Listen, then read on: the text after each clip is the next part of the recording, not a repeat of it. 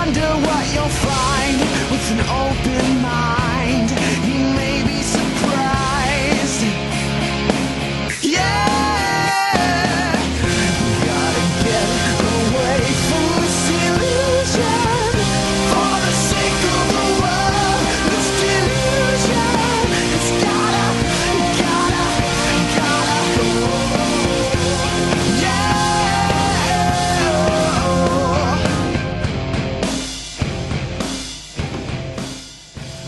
Hey everybody, we're live. It's the Atheist Experience coming to you from Austin, Texas. It's December 9th, 2012. I'm Matt Dillahunty. This is Jen Peoples. Welcome. Thank you. Are you ready for me to talk over you for the next hour? Absolutely. I'm surprised you let me even say anything. What? Listen, Missy, the big boys are talking. Come on. Somebody, what was that claim about me being superstitious and always sitting on this side? Yeah. Yeah, I was telling Matt before the show started that we were supposed to switch seats so that, you know, there could be no claim that we're being superstitious here. Yeah, I'm not superstitious. It would be weird, though, after so many years. It's kind of, because you get a whole different perspective of the cameras and the TV and everything. Yeah. Anyway, welcome, everybody. This is a live call-in program out of Austin, Texas, and we're going to, I don't know, did you have anything you wanted to hit before we get started? I just have a couple of news items. Cool. So, I mean, one of them is same-sex couples. And we're getting an echo, by the way. Can now get married in Washington. So they are issuing marriage licenses now, and people have already. And they can be high when they do it. That's right. That's right. And the other thing is the Supreme Court is going to hear arguments in the Prop 8 and DOMA cases.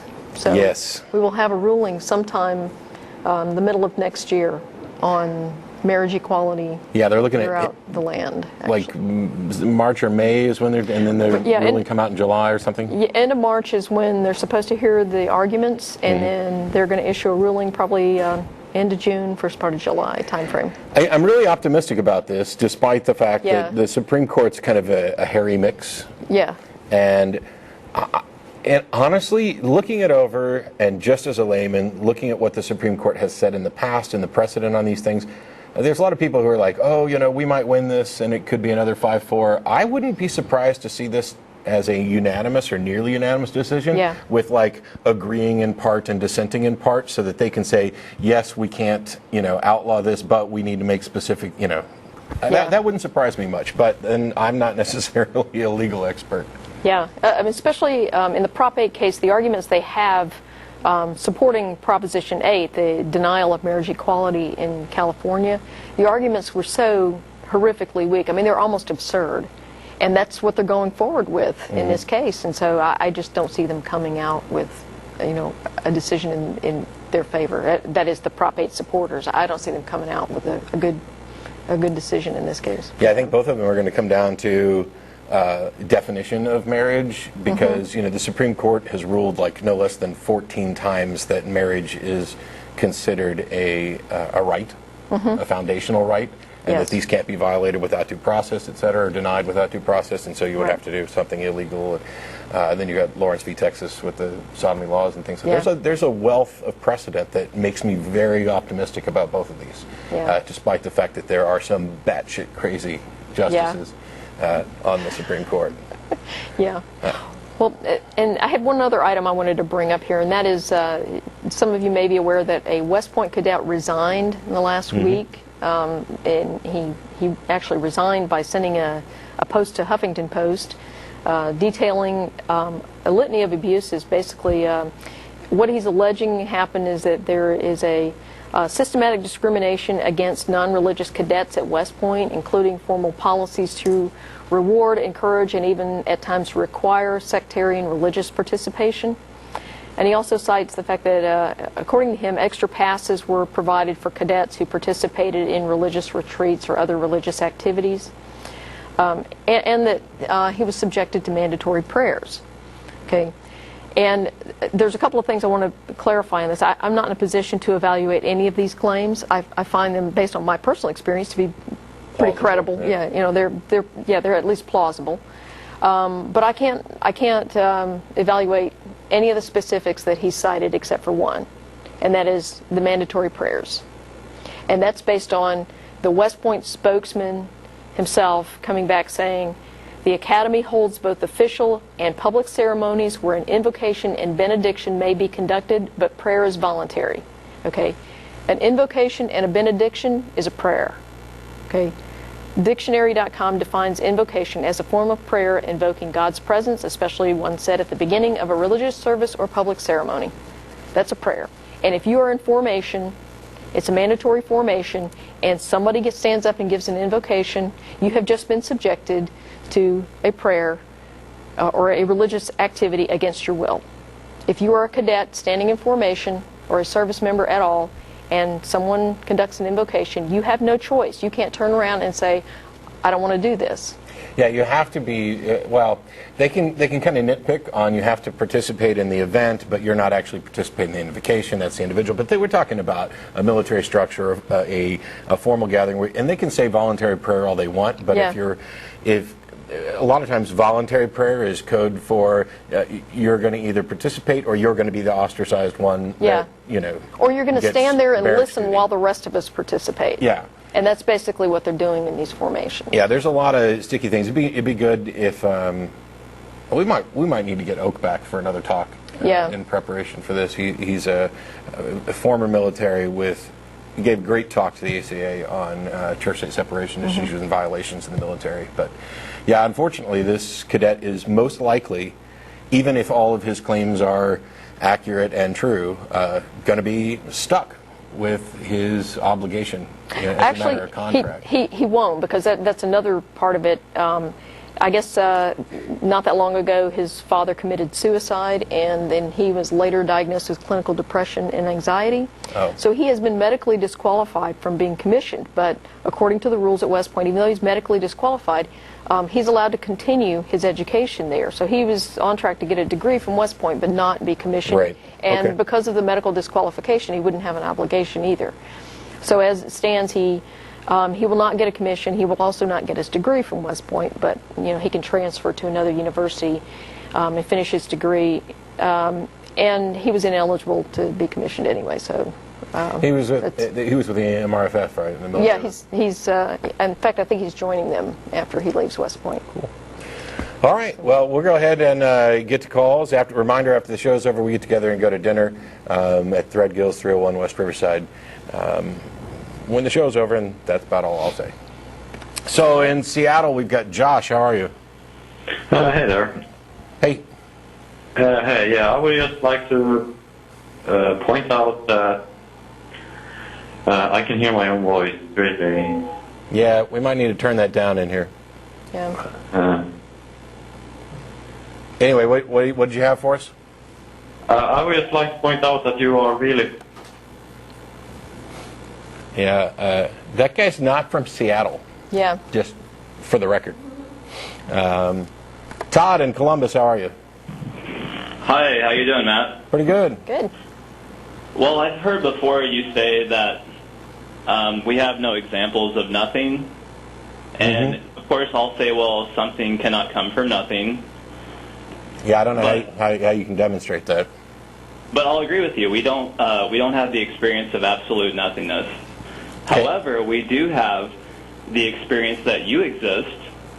So everything that can be in existence can either be or not be. And that's a statement that even your scientists will generally agree with. Wait, hang on. First of all, they're not my scientists. I mean, they're just scientists. So either we're going to agree that these people are reliable sources of information or we're not. But so you're saying that everything that can possibly exist either exists or doesn't? It can either be or not be. Nothing in the sense that, like me, there was a time when I did not exist. And so there was a time there was no me, and now there is. So if you have that sense, Matt, without experience absolute nothingness, we have a sense of what nothing is. So we can conceptualize, even though we don't have an absolute empirical experience of absolute nothingness. I have no objection to being able to conceptualize or define nothing. I mean, you could just define it as a situation without properties at all. I mean, I think it'd be a little bit unreal criteria to say that we have to have some sort of direct experience. of everything in order to believe it. No, Like, I don't disagree. I haven't said that. Okay, but I do want to give examples of subatomic particles, gluons, gravitons. Sure. Why? Yeah. We don't have any contact, but we can demonstrate that they must exist. They're detectable. I just agreed with you that you don't have to have this direct experience to be able to address something. I mean, I know it's unusual for me to agree with people, but when I agree with you and then you come up with examples to prove your case, we're just kind of time-wasty. Okay, I'm sorry about that. And if everything that is in existence can be or not be, there is a logical conclusion. No, that's not. That we can reach. First of all, we haven't. Okay, your claim is that everything that is in existence can be or not be, and I don't know that that's true. Because you disagreed with me. No.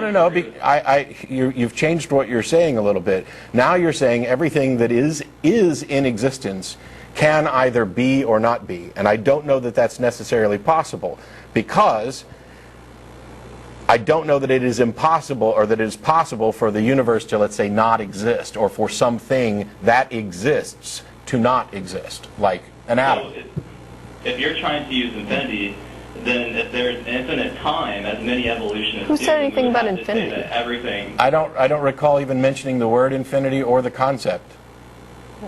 But it wouldn't make sense. You have to logically conclude that if you're saying that something cannot be or could not be. I'm not. Or can be. I haven't said that something can be, or okay, I haven't said that something can be or can't be. I haven't mentioned infinity. You just seem to keep pulling up things that I haven't said. What I said was that I don't know that you can demonstrate that everything that exists could possibly not exist.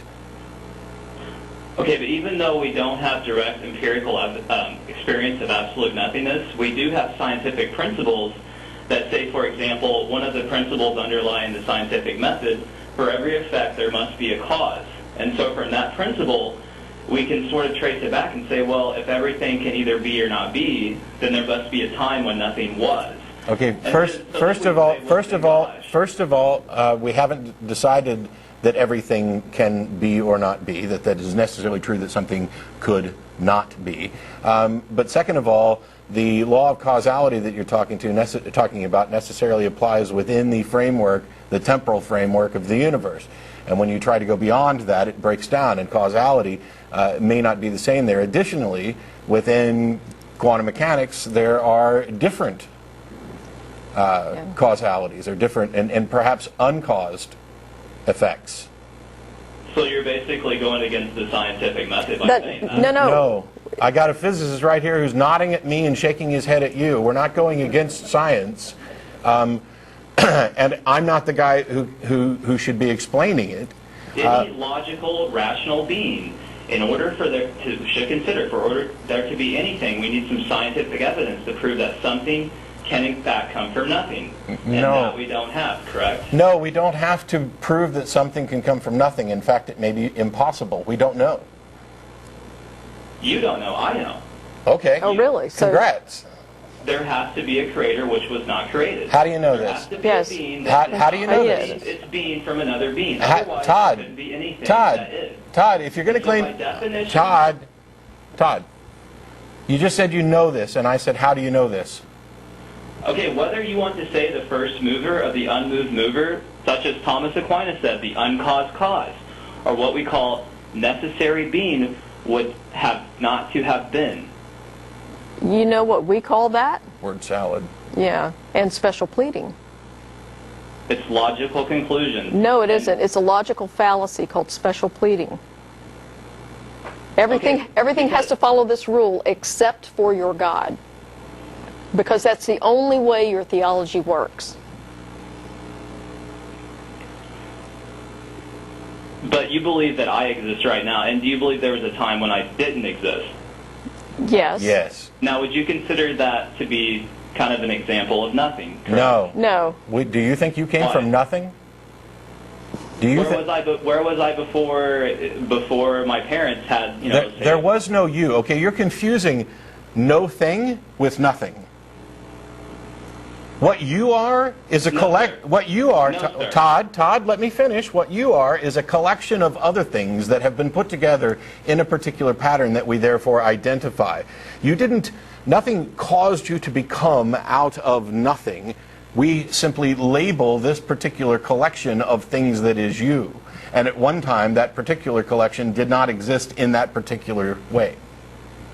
Okay, but then you can say that that's nothing. If I didn't exist, then that would be nothing. I mean, any logical, rational being, that's stupid to say that you can't conceptualize that and say, well, there was a time when before the Big Bang where there was nothing. There was no, okay, and first of all... by that, we can reach a logical conclusion that there must be a creator. And I'll give you an example if you're ready to move on. Todd, you just said time before the Big Bang, which is a nonsensical concept according to everything that we know so far about universe origins. But you cannot have infinite finite causes because a finite cause is not the first cause. No. There must be a first cause of all motion, all of that. You haven't demonstrated that, for example, let's just go with one particular hypothesis, that the universe hasn't always existed in some state in some way, just because our local experiential universe has a defined beginning, which actually is just the point at which we cannot say anything about what came before. You haven't demonstrated that it didn't exist in some fashion before.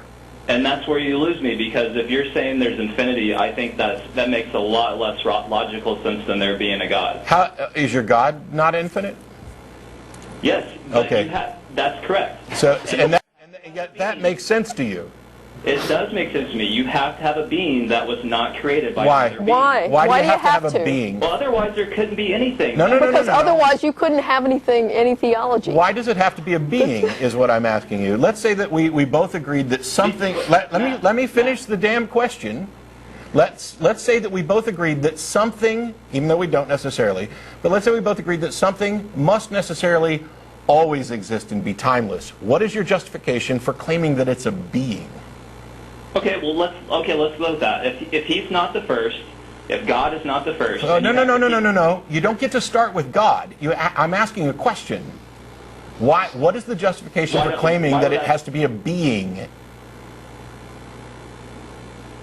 There is biblical evidence... I don't care about what the Bible says. Oh, wait, do you think that all of the apostles of Jesus just got crucified for no apparent reason? You know, we've actually talked about this on the show before. Yeah, and by the way, I don't mean to... there's a good quote that I heard recently, which is, I don't want to insult your intelligence by pretending that you actually believe what you just said is relevant to what we were talking about. I asked what the justification was for assuming that this eternal thing is necessarily a being, and you go to the apostles and Jesus. Are you kidding me? Let's say he is the first being. Who? God. Why would we do that? You don't just get to pick. You don't just. I'm not going to say your being. Todd. No, we don't care. We don't care. I'm asking what is your? I'm asking. Let me back up. I'm asking, what is the justification for claiming that it's a being? And you keep going back to, okay, it's a being.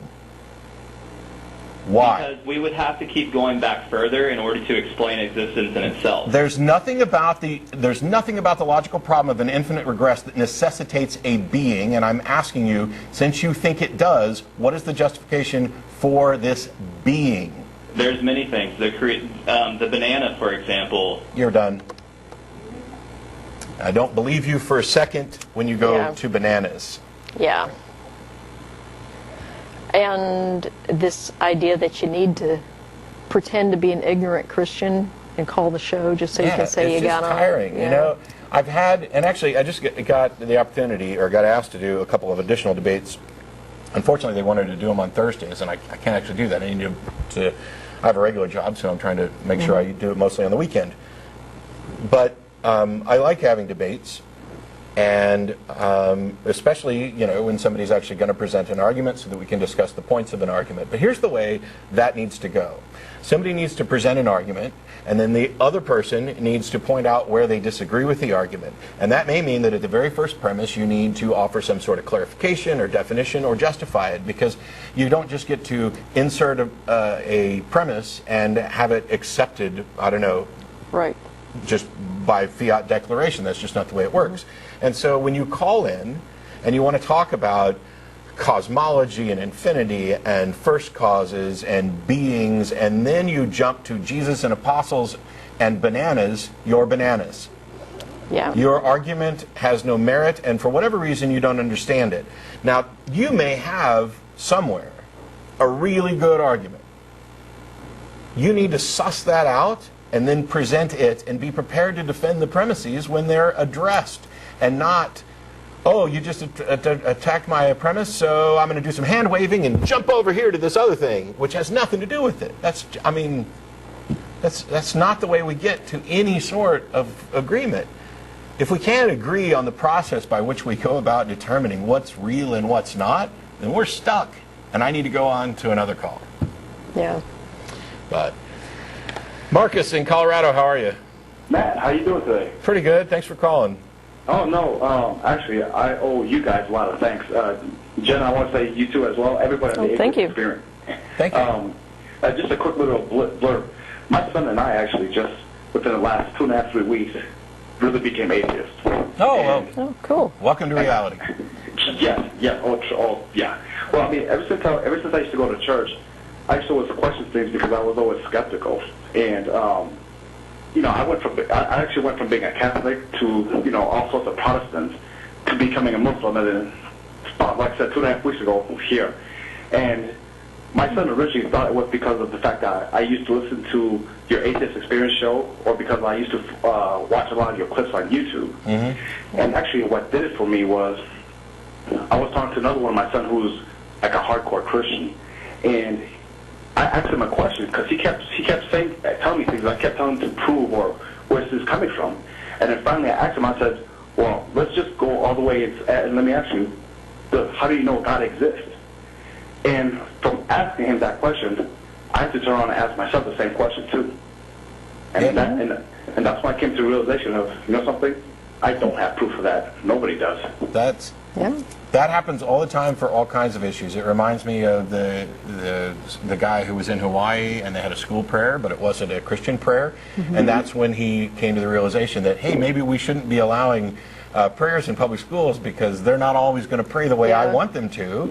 And so I shouldn't be able to force people to pray the way I want. And so let's just get rid of it, which is perfect. But yeah.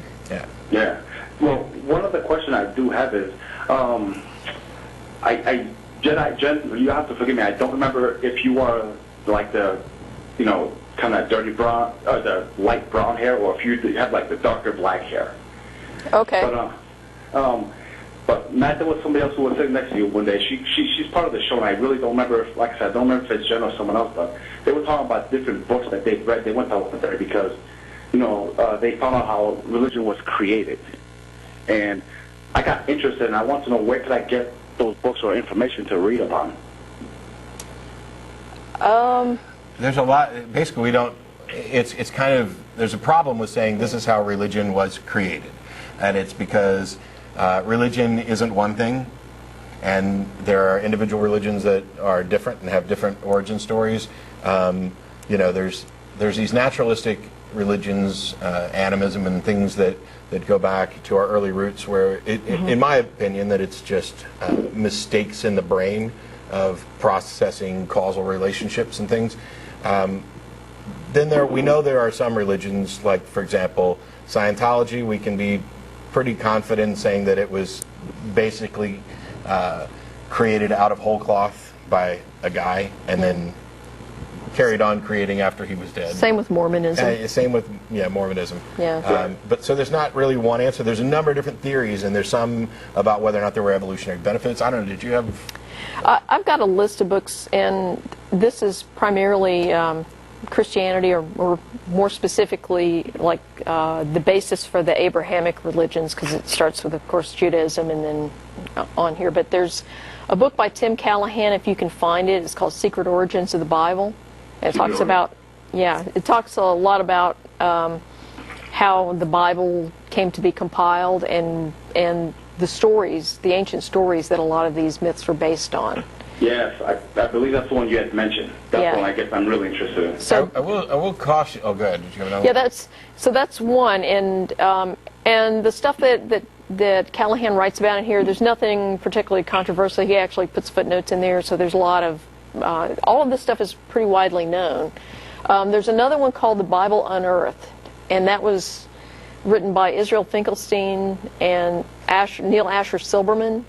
And that's a pretty good. It cites a lot of the same research that Callahan cites. If you can't find the Callahan book, you definitely will be able to find The Bible Unearthed. So that's another good one. There's The Early History of God by Mark S. Smith. That's another good one as well. Yeah, I will caution you though when you start getting into this stuff, because there's nothing solid, and because we're talking about a bunch of different religions and different paths. The field is also filled up with some pseudoscientific conspiracy theory nonsense. I mean, you're going to find some of this, like, so when you talk about, let's say, the historicity of Jesus, you're going to find some scholarly works on the subject. Richard Carrier's new book is getting ready to come out, where he's attempting to use Bayes' theorem to try and determine how probable it is that, Jesus existed.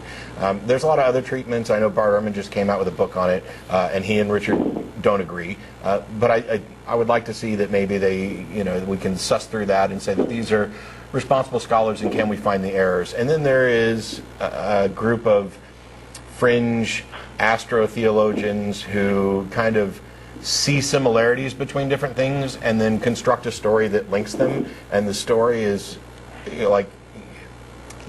not supported by sufficient evidence to take it seriously.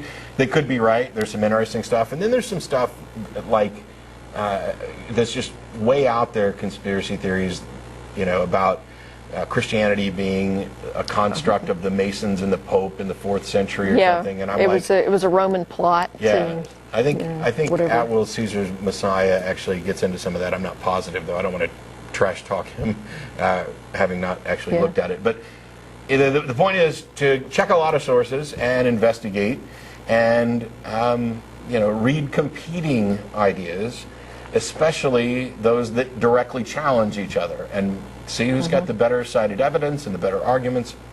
And if somebody's consistently pointing out fallacies in somebody else's argument, and they're not responding to say either, no, this isn't a fallacy and here's why, or here's some better information, then you need to disregard kind of both of them until somebody's made a case that's supported. But as Hume pointed out, you always reject the greater miracle.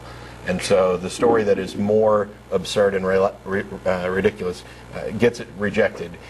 Doesn't mean you accept the other one. Right. Well, I mean, honestly, more times than not, it seems as though just using common sense and logic just trips people up, because Christians, no offense to anybody, but Christians are the ones that I generally have these discussions with. And just asking them logical questions really trip them up. So, it's going to be an interesting journey. And I can say my son and I, we both thank you. Well, thanks so much for saying so, and good luck. All right, thank you so much. Because I don't believe in luck, but can't think of anything else to say. I'll pray for you. Yeah. And being from Colorado Springs, I bet he has no shortage of Christians he can have those discussions with. Yeah, that's true. One of the things is that I talked a little bit about the conspiracy theory stuff, and he's talking about the arguments that Christians in particular put forward. In the course of doing a bunch of debates, I've taken a slightly different tact in more recent debates, where I try to discuss the arguments at a meta level, because the fact of the matter is there's nothing new, or at least nothing really new. Right. And so what ends up happening is you've got this classic argument for the existence of God that has been bandied about, and holes have been poked into it, and objections launched, and it falls out of favor. And then sometimes it is unused for a little while, and then somebody goes back and grabs it, and they'll try and use it without making any changes, and then that sometimes it sticks for a little while, and sometimes they're immediately embarrassed. And then the other thing that happens is that they'll modify the argument. So you went from the standard cosmological argument, which had an obvious flaw in the first premise, even though it hung around forever. Yeah. I mean, well, not forever, a long time. Funny to use forever in that particular argument. Yeah. But and then it got revised, as the Kalam cosmological argument, which has gained a lot of, and there's a lot of rebuttals to that stuff. The thing is, why do people actually believe? Now, Matt Slick called in. We had a debate like 3 years ago or something about TAG, the transcendental argument for the existence of God. I don't know of anybody who's ever actually been convinced that a God exists because of tag. Right. Certainly, you don't know anybody who's convinced that Jesus is God because of tag, because that's not anywhere in the argument. Yeah. And so some of these seem to be constructed. I know what it is. Scott Clifton, who's theoretical bullshit. Yeah. Unfortunately, I hadn't had a lot of time to watch most of his videos. I've seen little clips here and there. And after the debate with Tag, he put up like a 4-part commentary on it. And I never got a chance to watch it until 2 or 3 days ago. And actually, I didn't watch it. I just listened to it. I downloaded a bunch of his videos in a playlist, and I listened to them on the drive home. First of all, Scott's brilliant. Scott, you know, we may not necessarily agree on every little nitpicky thing on every argument, but the guy knows what he's talking about, and he is an entertaining and educational machine when it comes to pumping this out. So if you haven't seen videos at Theoretical Bullshit's videos on YouTube, I'd highly recommend it. He covers a lot of arguments and has some conversations, and even back and forth in debates. I'd like to see him, you know, doing more, but he's like an actor on a soap opera. Yeah, he's got real work. Emmy so, and everything. Yeah. So, you know, good for him. But he raised a point in one of the things that there's 2 different types of arguments. There's the arguments that are the ones that actually convince people, and then there's the ones that are like gotcha arguments, where somebody's come up with this because they can present it. Most people can't offer any sort of refutation. It kind of feeds on intuition and confusion, and then it looks like they've proven their case, and that's kind of what Tag is. It's the baffle 'em with bullshit technique. Yeah. Oh, well, there must have been a prime mover first cause, and then because you can't have an infinite regress, and blah, blah, blah. And all of this, you know, kind of gets down to equivocations on cause, or causality, and discussions about that just may not have any merit. We can't rely on our intuitions. Well, and I find that these kinds of arguments, I generally regard them as borderline dishonest. I mean, I guess some of them are kind of an intellectual exercise for the people making them, but in a lot of cases, like you said, they're deliberately constructed so that they confuse the average person in the pew who really doesn't believe because of this and would never have accepted this religious claim because of this argument, because they just can't, you know, get a grip on it because it makes no sense. I also think that it's the arguments. I don't think anybody intentionally constructed an argument designed to confuse. I think that they went out to intentionally construct an argument to prove their case. Right. And they got confused. Yeah, and that was kind of like my second comment there. It's kind of a post hoc rationalization for what they already believe. And it's like, well, let me add some intellectual sounding stuff to this, and they come up with something that's just this monstrosity of nonsense.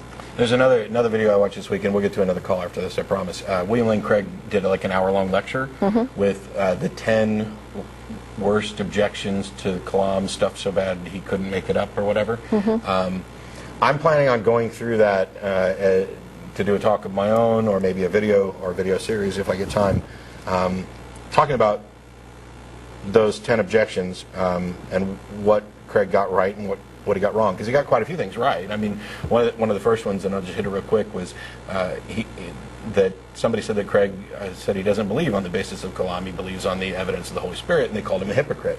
Well, that doesn't make him a hypocrite. I mean, you know, he believes for reason A, but he also finds argument B compelling, and since he can't infuse you with, you know, the real witness of the Holy Spirit that convinced him, he's going with the next best thing that he's got, but he still finds it valid and sound. But I don't look at that as an objection to Kalam anyway, so, and neither does Bill.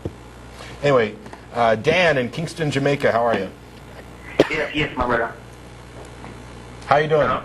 Yeah. Hello? I'm doing very good. Yes, my brother. I'm doing very good right now, no? Hello? Yes. Yes. Yes, in Acts 2, I don't remember the specific verse right now, but on the day of Pentecost, the men were in the upper room praying, and they received the Holy Ghost, and they spoke in other tongues.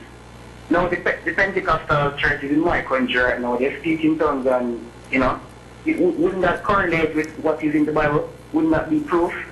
Would it correlate? Yes. Would it be proof? No. So why wouldn't it be proof? Well, first of all,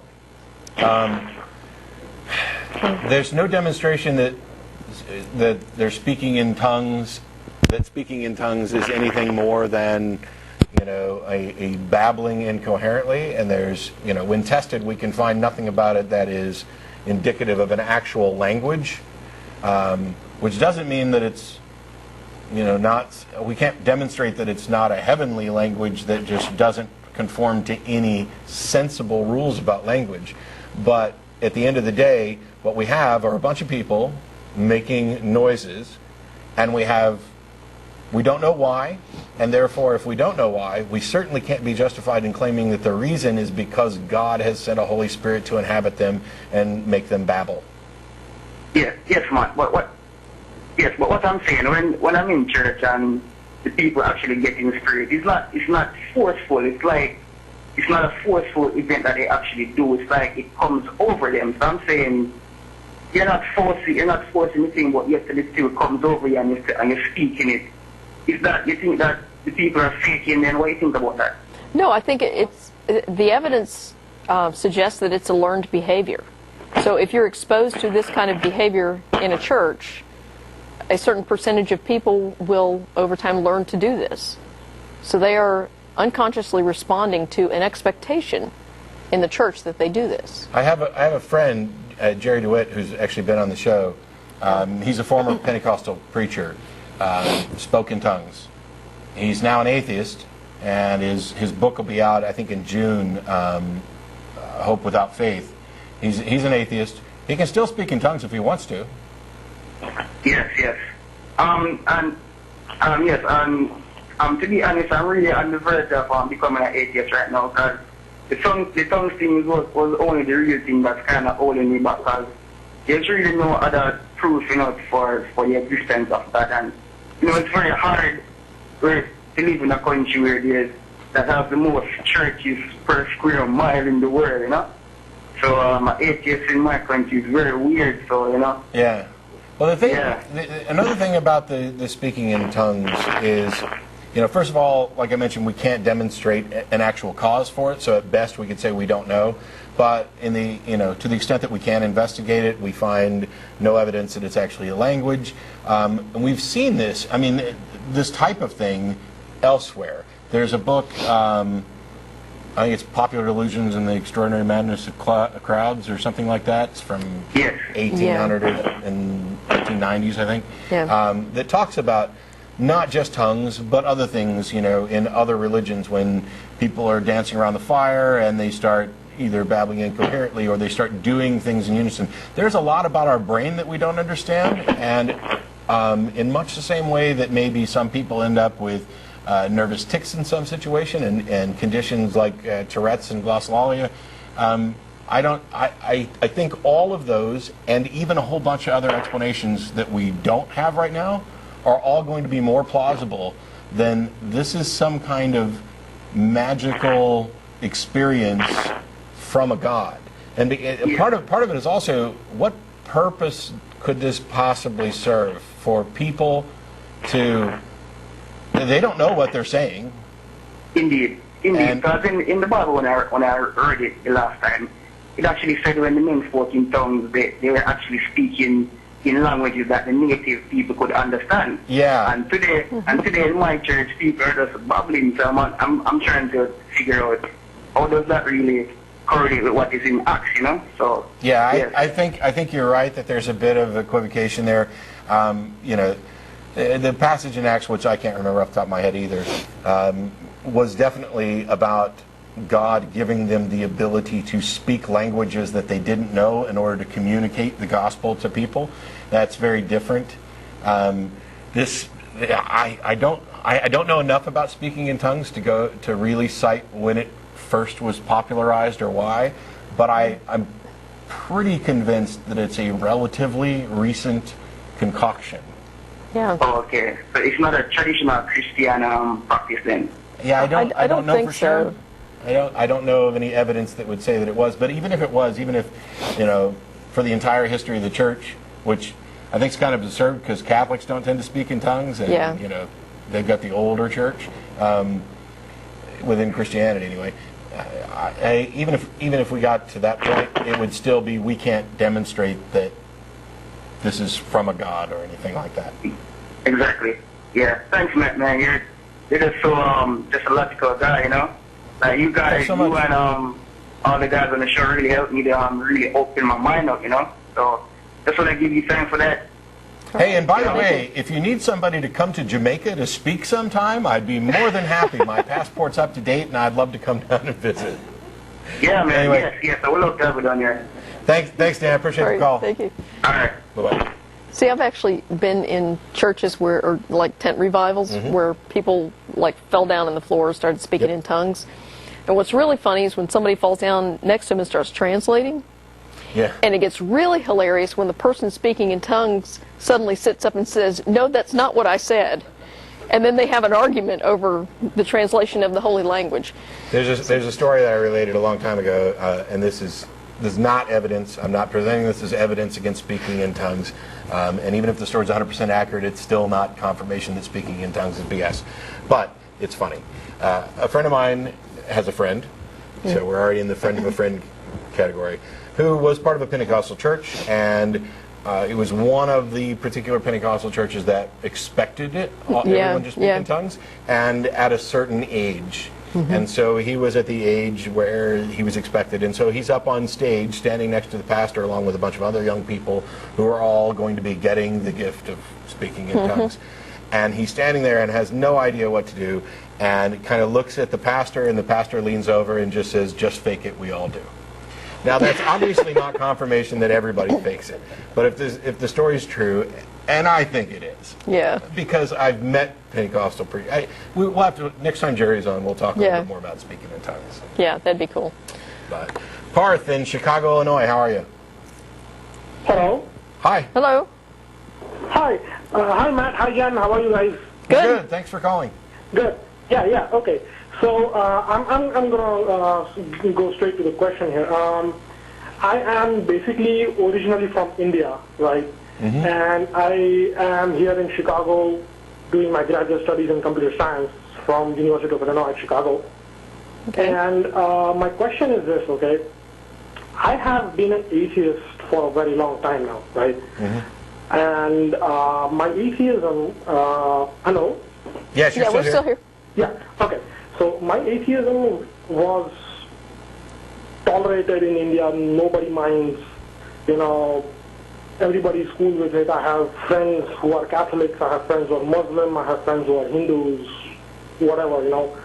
But the funny thing is, you know, when I came to the U.S., okay, I was under the impression that, you know, this being the most advanced nation on earth, right, with a fantastic education system and, you know, everybody is highly educated and whatnot, I was in for the surprise of my life where, you know, we have more fundamentalists in the U.S. than anywhere else. I mean, yeah.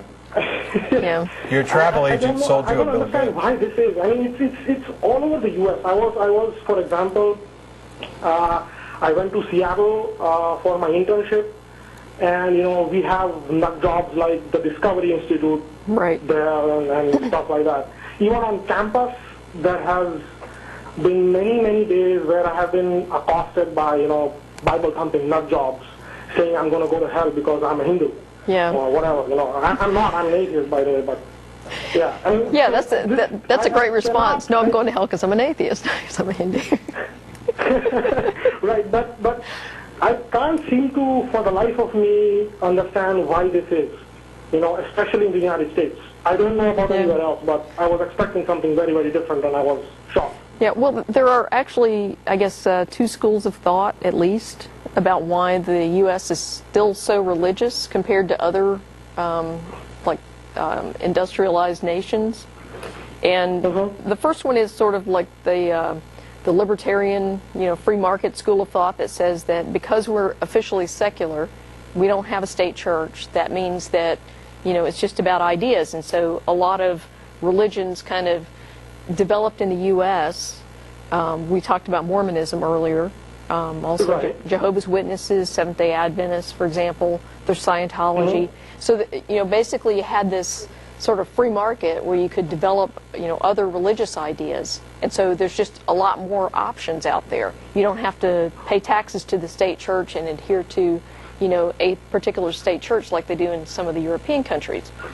And so, right, but that's one explanation. Okay, yeah, please go ahead. Sorry to cut you off. Go ahead. Yeah, the other one is that we know from some work of social psychologists, or social scientists, I should say, that when people are, I guess, suffering some uncertainty in their lives, so job insecurity, food insecurity, or whatever, those are the times when people are most likely to turn to supernatural beliefs of whatever kind. And the U.S., for an industrial nation, has a remarkably poor social safety network. So what fills the gap there are churches. Yes. Right. But now the thing is this, go to India and you multiply those problems 100-fold. Yeah, exactly. I mean, in India, I have seen very, very poor people being very, very, very tolerant of faith or no faith at all. It doesn't really matter how educated they are just very tolerant. Yeah, there are definitely, there's some cultural differences. I have my own kind of speculation about why this is, and honestly, I think it's because we're spoiled brats. I think that the United States prospered, and we are living in an era of rapid improvements to nearly every aspect of our life. I mean, if you go back just 100 years, maybe 150 years, and compare what life was like then in the United States to now, it's completely unrecognizable. So we've prospered, we've benefited, we've not had to work as hard for advances as other peoples might have in other areas and at different times. And so you just get and get and get.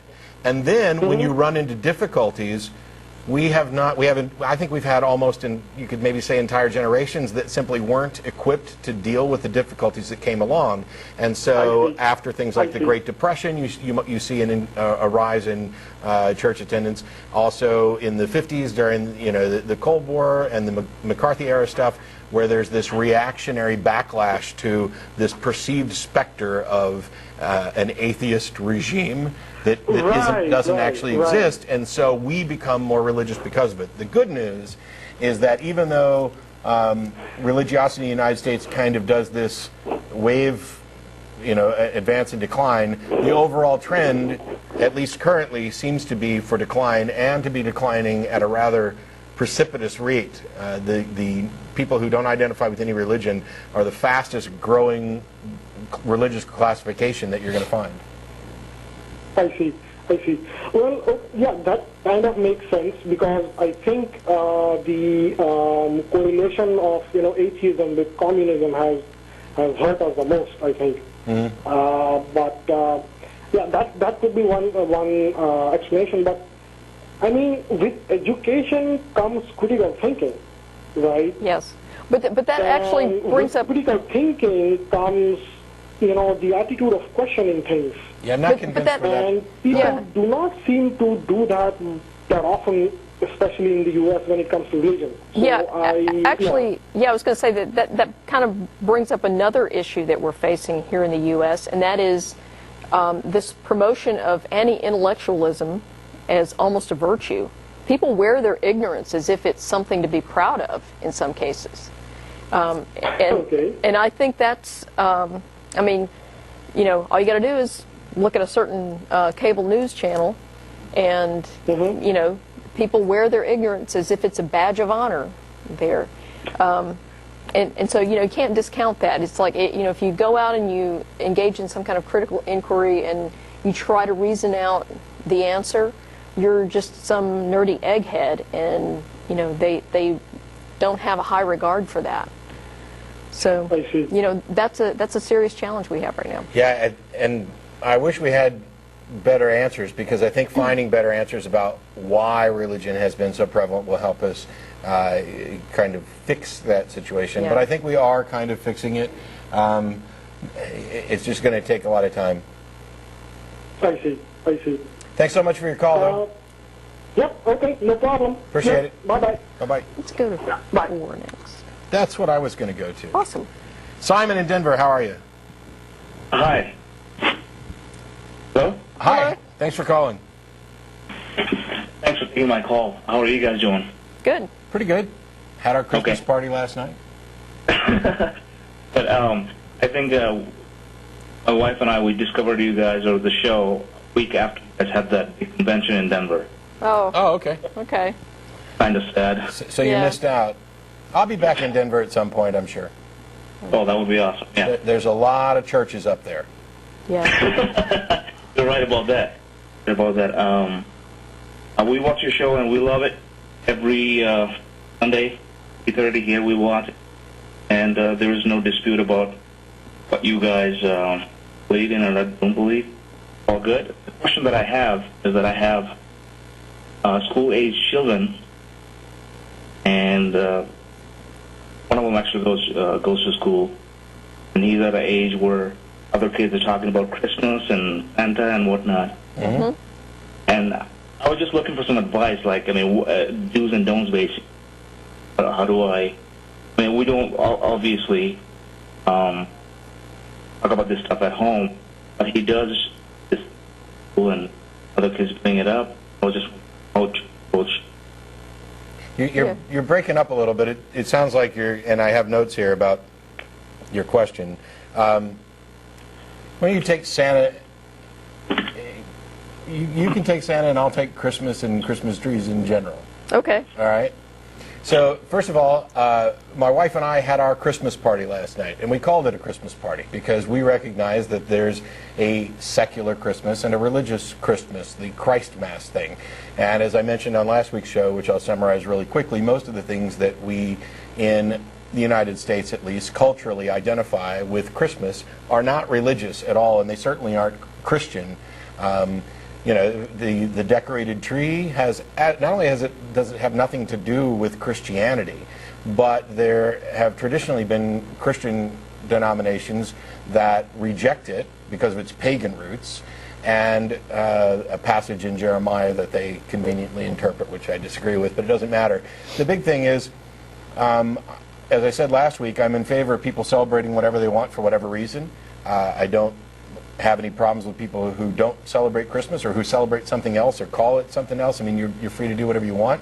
I celebrate Christmas, and the people who want to say, oh, atheists shouldn't do that because it's a religious holiday, well, so is Halloween at its origins, and but it has Christ there in the name. Yeah, well, Thursday's got Thor in it, and as I was mentioning before the show, I'm not giving up God damn it or Jesus Christ or any of the good curse words because they happen to have religious origins. I like to keep all the good things from something and get rid of the baggage. And so when I talk about, Christmas and what it is, I mean, you're talking about, list the things that you think of when you think of Christmas. The overwhelming majority of them have nothing at all to do with Christianity and are actually, in many cases, secular constructs. I won't get into the specifics about Santa, but Santa and Frosty and elves and reindeer and presents and wreaths and, as far as I know, eggnog and trees and, you can make a list for days. So just because you happen to be an atheist doesn't mean you have to chuck out Christmas, and certainly not the good parts of Christmas, like spending time with family and exchanging gifts and taking time off work and having fun and eating and drinking and being merry. But you want to hit the Santa thing? Yeah, the deal with Santa. I have a 7-year-old, excuse me, and we have never presented Santa as a real person to him. So we treat it like we do any other made-up character.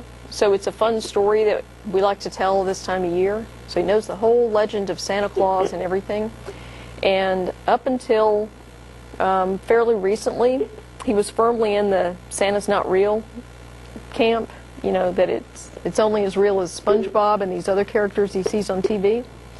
And especially in the last year, he's been influenced by a lot of his peers at school.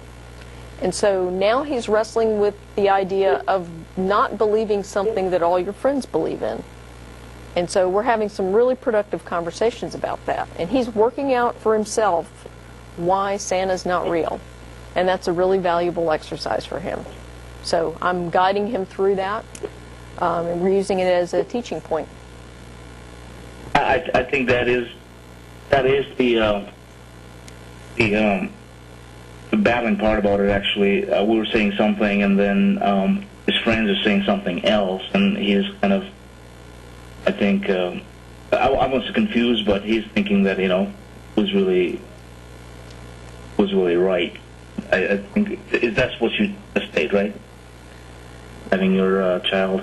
Yeah, there's no, as far as I know, there's no right answer here. I have friends, atheists and non, who go for the Santa Claus story.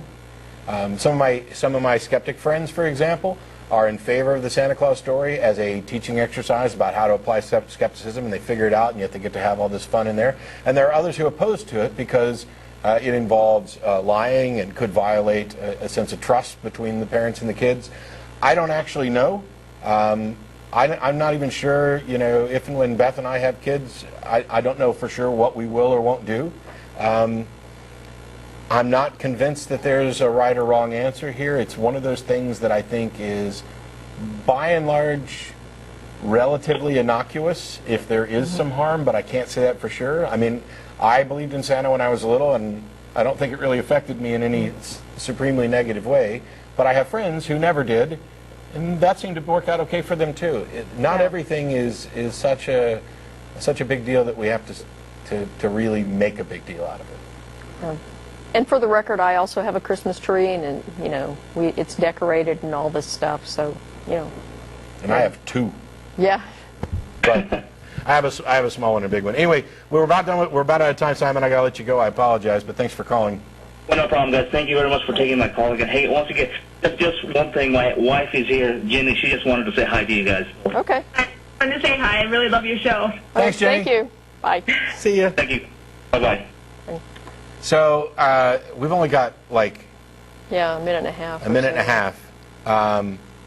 So Tom in Seattle Beach, Florida, you're going to need to call back on another week because your topic is big and there's no way we're going to get to it in a minute and a half. So Lisa in Melbourne, how are you? Oh, hi. How are you? Good. Pretty good.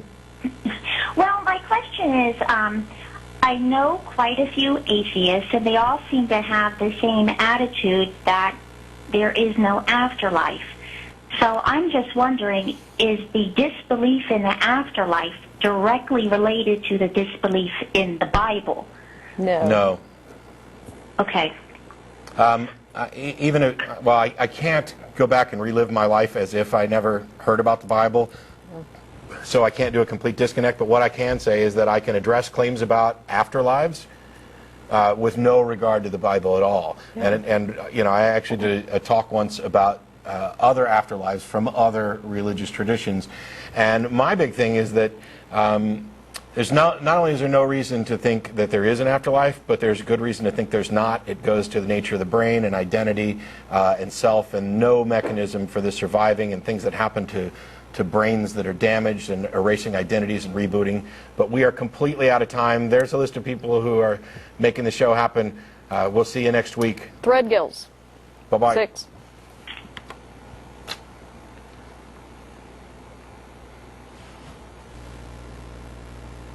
And doggone it, Tom wanted to talk about archaeological